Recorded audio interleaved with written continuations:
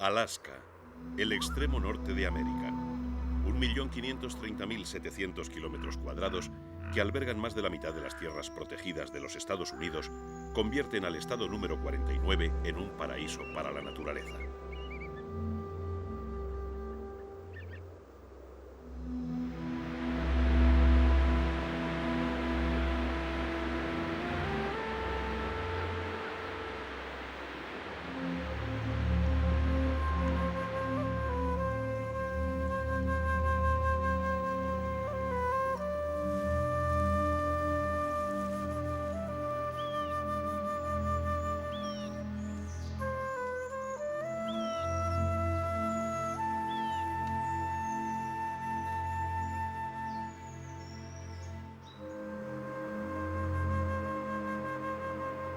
Alaska está dividida en tres grandes regiones: las montañas del Pacífico a lo largo de la costa meridional, las llanuras y mesetas centrales que baña el río Yukón y la vertiente norte o zona ártica septentrional, un territorio de hielos, frío y tundra.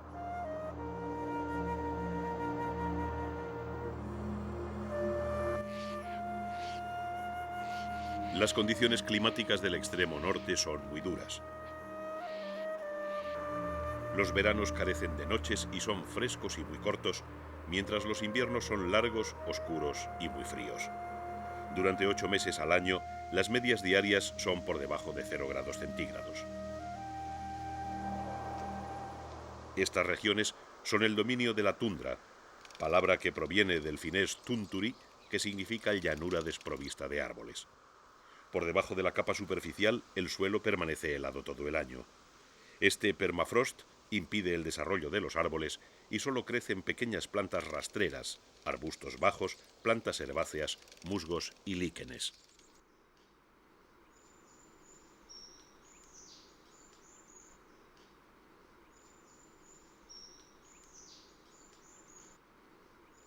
Hacia el interior, el cambio en la vegetación marca la frontera entre la tundra y los bosques de coníferas de la taiga. Es una franja de transición donde muchas de las especies arbóreas se encuentran en forma de arbusto por las condiciones de tensión en las que se desarrollan, mientras persisten los arbustos, líquenes y musgos de la tundra.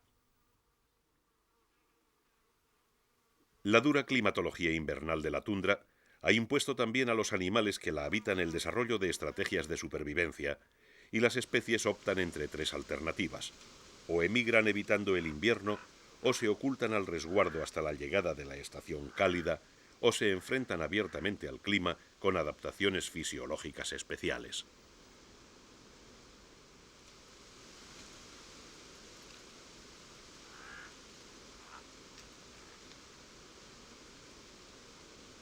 Los bueyes almizcleros entran dentro de este último grupo. Tienen patas cortas, cuerpo robusto y una capa de pelo largo y espeso que minimiza las pérdidas de calor corporal. Además, cuentan con una capa de grasa subcutánea que acumulan en los meses de verano y les sirve de reserva energética durante el largo periodo invernal.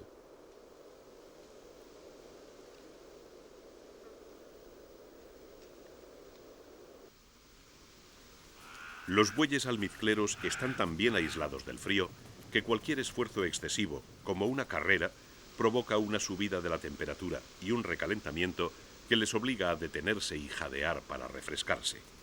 En consecuencia, su respuesta instintiva ante una amenaza es agruparse en un círculo apretado, con los terneros en el centro y los adultos con las cabezas armadas de cuernos hacia afuera.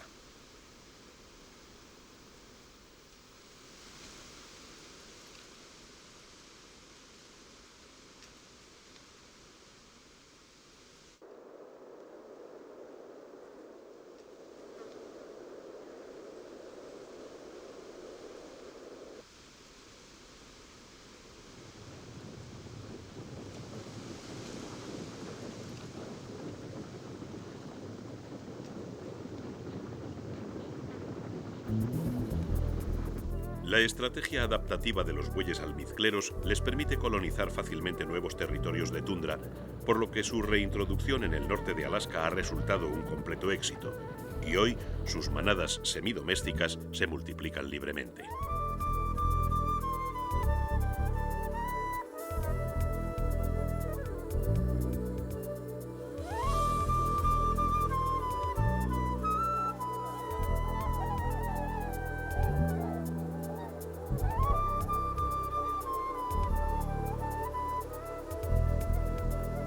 Otros mamíferos prefieren emigrar desde la tundra hacia el interior, más protegido con la llegada del invierno. El caribú es uno de ellos. Estos animales, los mayores andarines del mundo, crían en las proximidades del mar de Beaufort, en el océano glaciar ártico, y se desplazan a la taiga del interior con la llegada de la estación fría.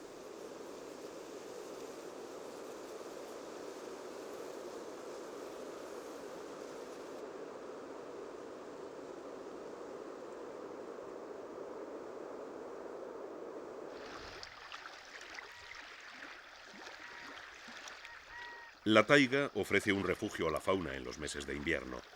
Aún así, hasta el deshielo de finales de primavera, el frío es intenso. Pero a diferencia de la tundra, no hay un permafrost que impida el desarrollo de los árboles y estos protegen del viento gélido a los animales y plantas del interior. La taiga, o tundra meridional, está compuesta por bosques de coníferas, principalmente pinos, abetos, píceas y alerces, que soportan la duración y crudeza de los inviernos. El sotobosque en la taiga es pobre porque los árboles dejan pasar poca luz y el suelo permanece la mayor parte del año cubierto de nieve.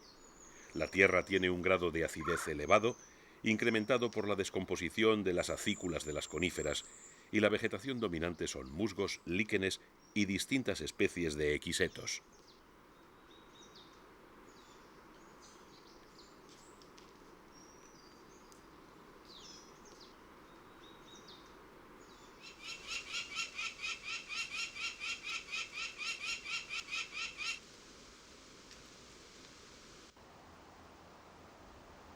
La llegada del deshielo es el comienzo de la época de abundancia.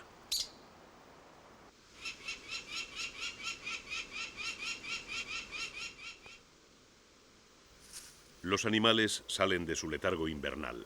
Hay nuevos pastos para los herbívoros y toda la comunidad encuentra alimento fácilmente.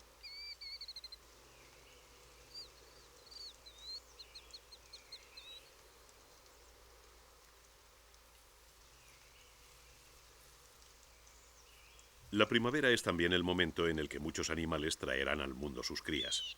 Algunos, como los caribúes, migran desde la taiga a la tundra del norte, mientras otros, como los guapitis, permanecen al abrigo de los bosques de coníferas, aprovechando la explosión de materia vegetal para reponer las grasas perdidas durante el invierno.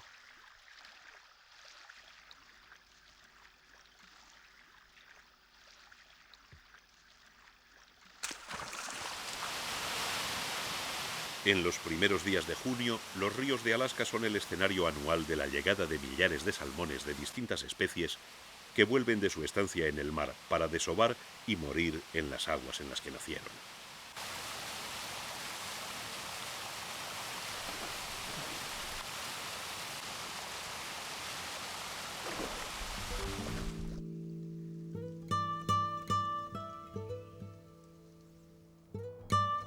Las águilas calvas lo saben y tienen sus polladas anuales en esta época, cuando disponen de pescado en abundancia para alimentar a su descendencia.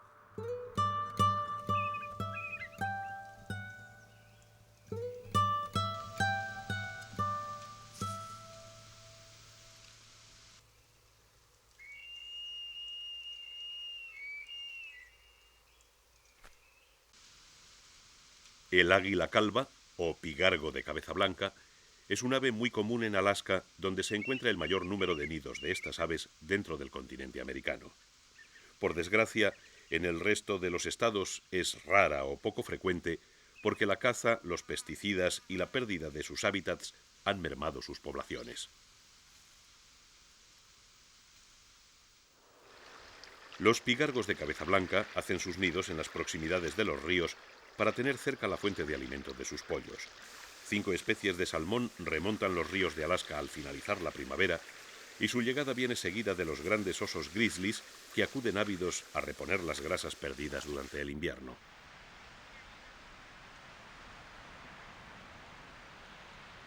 En las orillas y márgenes de los ríos, donde los osos sacan a los salmones para devorarlos, millares de esqueletos y algunos excrementos diseminados testimonian las incursiones pesqueras de los plantígrados, que en esta época son fáciles de observar al salir de la profundidad de los bosques para merodear por las orillas.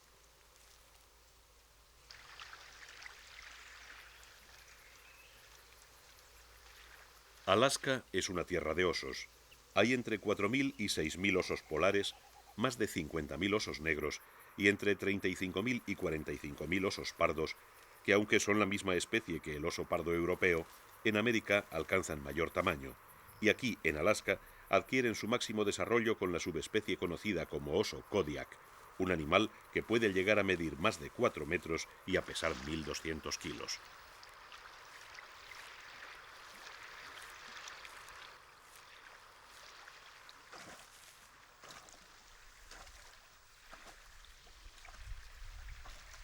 Los parques y reservas de Alaska incluyen áreas donde la caza está permitida.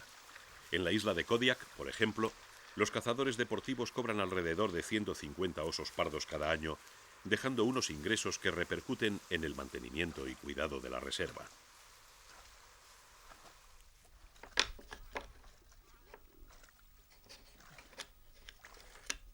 El reclamo creciente de esta última frontera atrae cada año a más cazadores, y las poblaciones de animales salvajes dependen de una cuidadosa y responsable gestión cinegética. Yes, I believe so. The areas that are easily accessible by road, the game populations are definitely down. But the real remote areas, there's still lots of game out there. The trophies are harder to come by, naturally, because there's more pressure. But the game department has set aside some areas for trophy hunting only, and the minimum size, like in a moose, some of the areas have a 50-inch minimum spread, and the sheep horns now for all hunters have gone up basically from 3/4 curl to full curl. So the animals taken now are more mature in lots of respects than they used to be. The only deviation to that would be in subsistence hunting, where there, in many cases, you're allowed to take cows or bulls or the smaller animals. But the main thrust in hunting is the trophies are larger. Game management is very essential.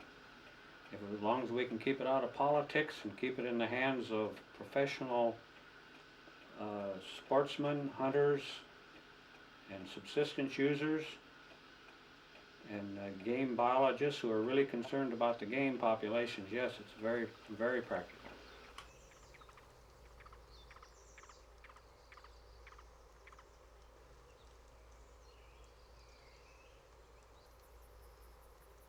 El bosque de coníferas marca el área de distribución de los alces, los mayores miembros de la familia de los ciervos.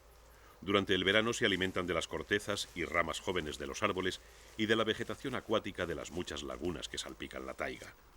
Las patas largas, terminadas en cascos anchos de dedos separados, que les sirvieron en invierno para caminar sobre la nieve, les sirven ahora para andar por terrenos encharcados.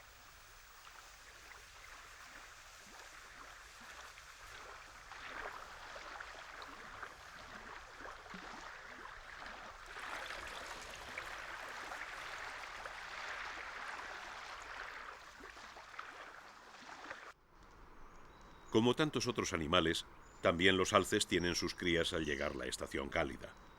Entre los alces, normalmente solitarios, el lazo social más fuerte es el de una madre y su cría. Durante los 6 meses entre el nacimiento y el destete, la madre es una celosa guardiana y no tolera la presencia de ningún animal, aunque sea de su misma especie, en las proximidades de su pequeño.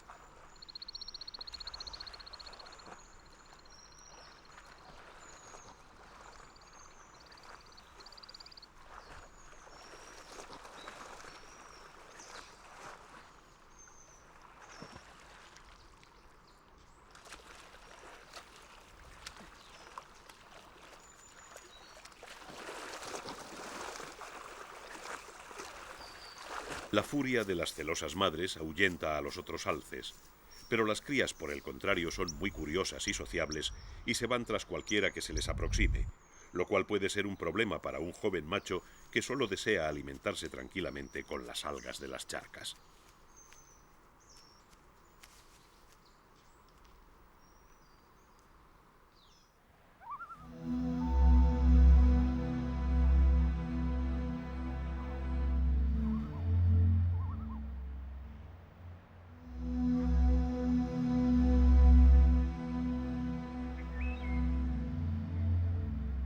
A lo largo de toda el área costera meridional y en la vertiente norte o zona ártica septentrional, la taiga y la tundra se alternan con grandes sistemas montañosos que levantan sus cimas hasta alcanzar el techo de Norteamérica con los 6.194 metros del monte McKinley.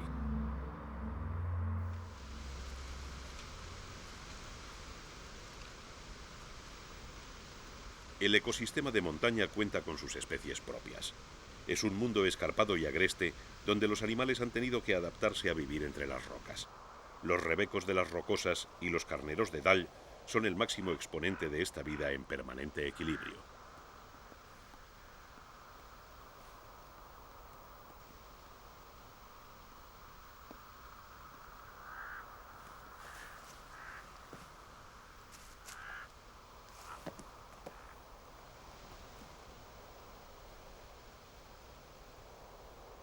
Desde su nacimiento, los carneros de Dall aprenden a vivir en la montaña. Las hembras paren a mediados de mayo en alguna agreste ladera monte arriba y los corderos caminan sobre las rocas pasadas 3 o 4 horas del alumbramiento.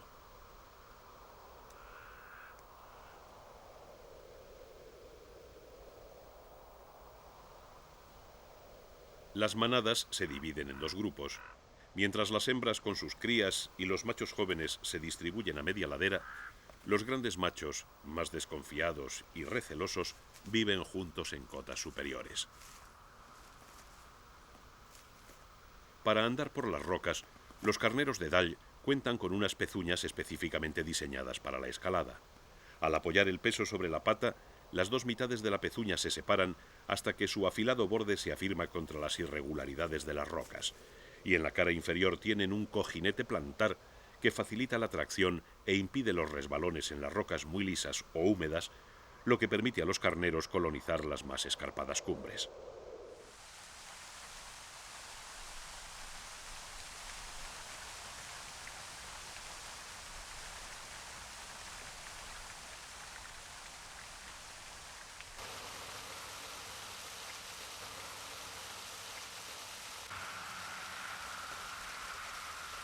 Las montañas juegan un importante papel en el ciclo del agua y a través de este en la transformación paulatina del paisaje.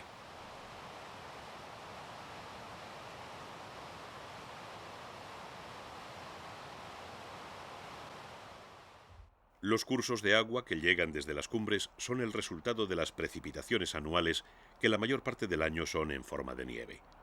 La nieve caída en las cumbres se deposita en valles glaciares y al acumularse se transforma en hielo y comienza su descenso formando las lenguas glaciares que salpican la orografía de Alaska.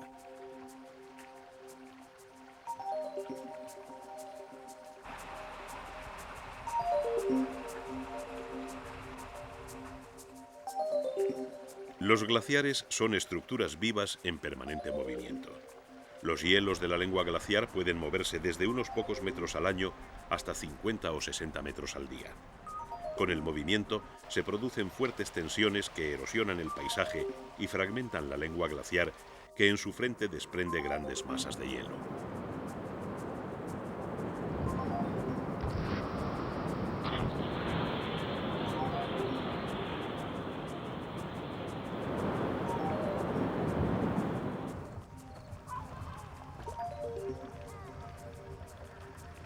La erosión permanente de estas poderosas masas heladas cambia lenta pero inexorablemente la tipología del paisaje.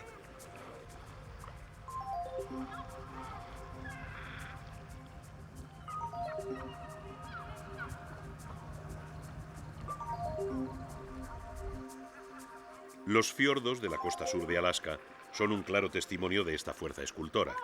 La mayoría de los geólogos creen que los fiordos se formaron por la acción de los glaciares que abrieron profundos valles en el litoral y que más tarde se llenaron de agua al elevarse el nivel del mar. Muchos fiordos eran en un principio desembocaduras de ríos que los glaciares hicieron más profundas.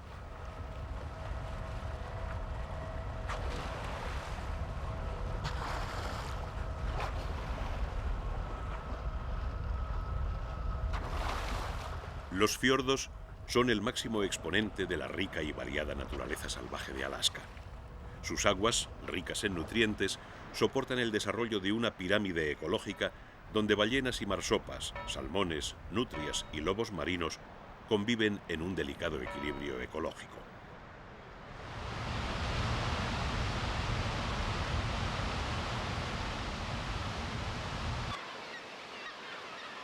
Por desgracia, los fiordos son también un ejemplo del riesgo que corre la naturaleza virgen de Alaska con la actividad industrial del hombre.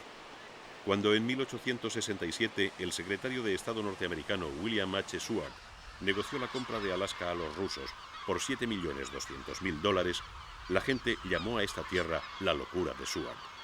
Hoy, la locura produce 6 billones de barriles de petróleo que llegan a través del oleoducto de la bahía de Prudhoe hasta el puerto de Valdez, donde el primer petrolero arribó en julio de 1977.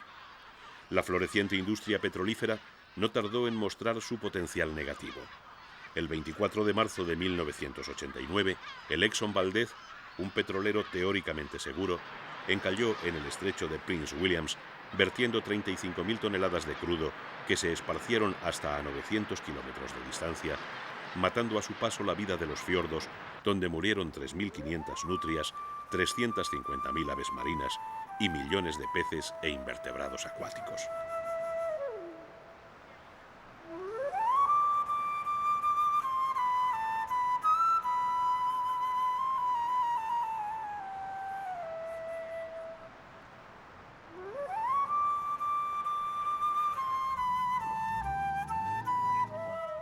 Hoy, casi 10 años después, la vida ha vuelto a los fiordos y la industria pesquera, más ecológica y tradicional que la del petróleo, vuelve a obtener frutos de las aguas. Pero serán necesarios muchos años más para que la riqueza natural del ecosistema vuelva a ser la de antes del desastre.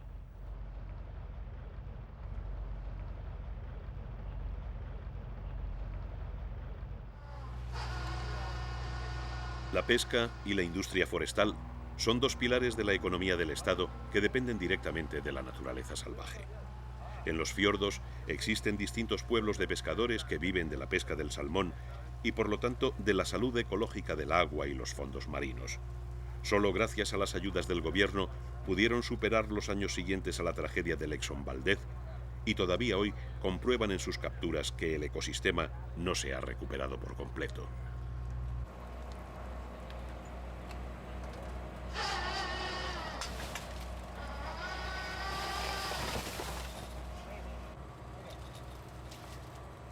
Al dañarse la base de la cadena ecológica, todo el sistema sufre las consecuencias. Los animales más visibles, como los peces o las aves, vuelven paulatinamente, pero sin la base de la pirámide alimenticia, sus poblaciones disminuyen y los animales son menos desarrollados y fuertes.